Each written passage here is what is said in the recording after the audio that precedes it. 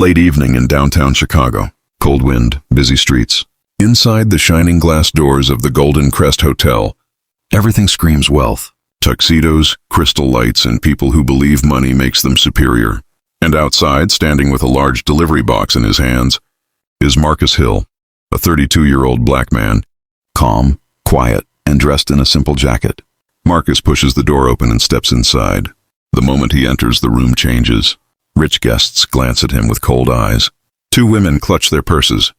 A man in a suit whispers, "Another delivery guy." Why do they even allow them inside the lobby? Marcus ignores everything. He's here to deliver a special package to room... No, wait. He walks toward the front desk. Behind the counter stands Henry Cole, a tall white man in his early 40s. The kind of man who smiles only for rich guests. Henry looks at Marcus's jacket, his worn-out shoes, his delivery box, and instantly categorizes him. Henry says, "Hold on. Deliveries go through the service entrance." "Not here," Marcus replies. "I was told to bring this directly to the front desk. It's urgent." Henry laughs sarcastically. "Urgent? Nothing you deliver is urgent. Go around back." People in the lobby watch. Some smirk. Some look away to avoid the awkwardness. But Marcus stays calm. "Sir, the client specifically said..." Henry steps out from behind the desk, standing uncomfortably close. "Listen, I don't know how things work in your neighborhood, but here we follow rules. The back entrance, now." That sentence freezes Marcus. A few guests gasp, but Henry doesn't stop. He steps even closer and says loudly enough for everyone to hear, "This is a luxury hotel, not a charity. Don't make me call security." Marcus breathes deeply. He doesn't want trouble. He just wants to finish the delivery. Before he can turn, another hotel employee, Sophie, a young receptionist, tries to help. "Henry, maybe we should just..." Henry snaps. "Sophie, stay out of it." He knows where he belongs. Those words hit Marcus like a punch. Behind him, more guests gather, whispering. Some pull out phones. Henry signals the security guard. Officer Daniel Briggs walks over, big, intimidating, with the attitude of a man who enjoys throwing his weight around. Briggs says, "Sir, I need you to step outside, now." Marcus replies calmly, "I'm doing my job. That's all."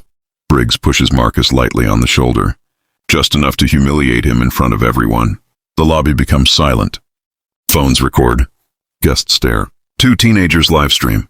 Marcus places the box gently on the floor and says, "I'm not causing harm. I'm delivering." Briggs interrupts. "You people cause trouble just by existing." Gasps echo across the lobby. Even Sophie covers her mouth. Slowly, with shaking hands, she opened her purse. Lip balm, phone, prenatal vitamins, a folded ultrasound picture. Nothing else? The guard stared. The receptionist didn't apologize. Instead, she frowned. "Maybe you hid it somewhere else." Naomi froze. "Are you serious?" "Ma'am, please don't get defensive," the guard said. Defensive. Because she didn't want to be accused. Because she was black. Because she didn't look rich enough to belong.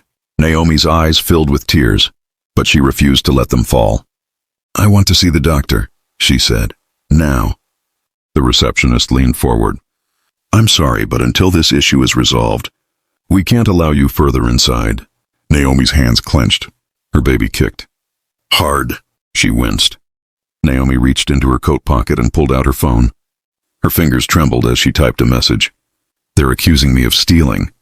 3 dots appeared instantly, then vanished, then appeared again.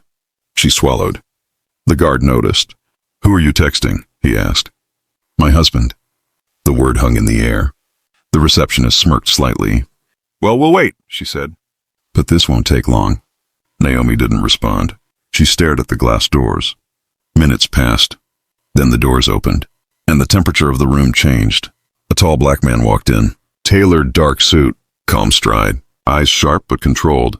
He didn't rush. He didn't raise his voice. He walked like someone who owned time.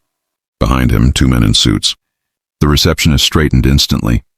The guard stiffened. The man scanned the room. Then his eyes landed on Naomi. Everything else disappeared. He crossed the room in seconds. "Are you okay?" he asked softly. Naomi nodded, finally allowing one tear to fall. "They think I stole something." The man slowly turned, looked at the receptionist, then the guard, then the gathered audience. "My wife," he said calmly, "is 7 months pregnant." Silence, and she was invited here personally. The receptionist swallowed. We didn't know. That, he interrupted, is the problem. The man reached into his jacket and pulled out a card. Placed it on the desk. The receptionist's face drained of color. I'll give you one chance, he said quietly. Explain to me why my wife is being humiliated in public.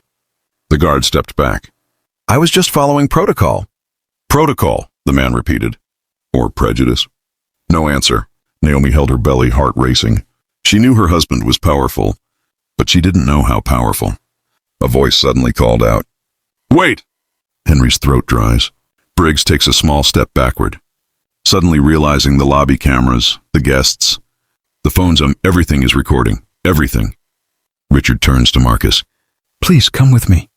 We'll talk in my office. But Marcus doesn't move. He keeps his eyes on Henry and Briggs. Not angry, not loud. Just deeply disappointed. I'm not going anywhere until they understand what they did, Marcus says calmly. The lobby becomes so quiet that even the air feels still. Richard nods. You're right. He faces Henry first. Explain yourself. Henry's voice cracks. Sir, I thought he was... You thought, Richard interrupts. And because of your assumptions, you insulted one of our most respected partners. Henry swallows hard. Briggs tries to defend himself. He refused to follow the protocol. Richard cuts him off sharply. Protocol? Racism is not protocol. The guard lowers his head. Guests whisper more loudly now. Some record Henry's face, red, sweaty, panicked. Even people who were silently judging Marcus now look ashamed. Sophie steps forward hesitantly. Sir, I tried to stop them, but Henry wouldn't listen. Richard nods. Thank you, Sophie. Henry wipes sweat from his forehead. Sir, please. I've worked here for 16 years. And learned nothing, Richard says coldly. He turns to Briggs. And you? A security officer who believes. You people cause trouble just by existing. You said that, didn't you? Briggs freezes. His voice shakes. Sir, I didn't mean... Yes, you did, Marcus says quietly. Briggs looks at Marcus, and for the first time, he feels the weight of his own words. Richard takes a deep breath and says loudly for the whole lobby to hear. You both are suspended immediately. Final decisions will be made after a full investigation. Gasps echo. Henry's legs nearly buckle, but Briggs isn't done yet. He clenches his jaw, angry at the humiliation, and in that anger he makes a fatal mistake. He steps forward and snaps, People like him always play the victim card. The lobby turns silent again. Marcus looks at him with calm eyes, not fearful, not shaken. Just quiet strength. Richard explodes. Briggs, that's enough. Give me your badge. Briggs refuses. For a moment, it looks like he will walk out. But then something happens.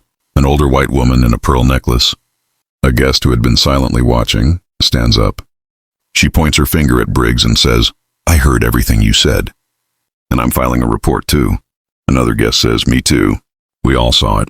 A third says, you shouldn't be wearing a uniform. Briggs looks around, every guest, every camera, every eye, against him. Finally, he rips his badge off and drops it on the floor, and walks out. Henry collapses into a chair, trembling. Richard turns to Marcus. I am truly deeply sorry. But Marcus shakes his head.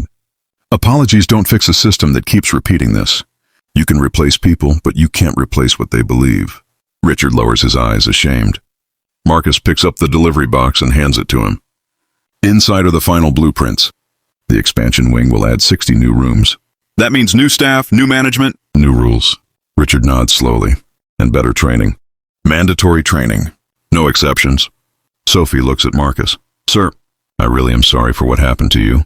Marcus gives a small smile. You tried to do the right thing. That matters. He walks toward the exit, the entire lobby watching him not as a delivery man, but as a man who stood up without shouting, without fighting, just by refusing to accept disrespect. Right before he steps outside, Henry stands up shakily. Mr. Hill, please. I never meant to.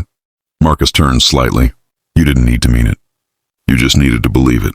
And you did. Henry lowers his head, tears forming. Marcus steps outside into the cold Chicago night. Richard follows him for a moment. Marcus, wait. Marcus stops. If you ever want a leadership role within the company, a director position, it's yours. After tonight, it's clear you see things most of us overlook. Marcus smiles faintly. Maybe one day. He walks toward his truck. Quiet, calm, stronger than before. Inside the hotel, people whisper, That's the man who changed everything tonight. Sophie watches him leave with respect in her eyes. Henry sits alone, realizing his career will never be the same. Briggs disappears into the night, knowing his words cost him everything. And Marcus? He drives away knowing something bigger changed tonight. Not just in a hotel lobby, but in the hearts of the people who watched. A man judged by his appearance walked in. A man respected for his courage walked out. And racism, for once, lost.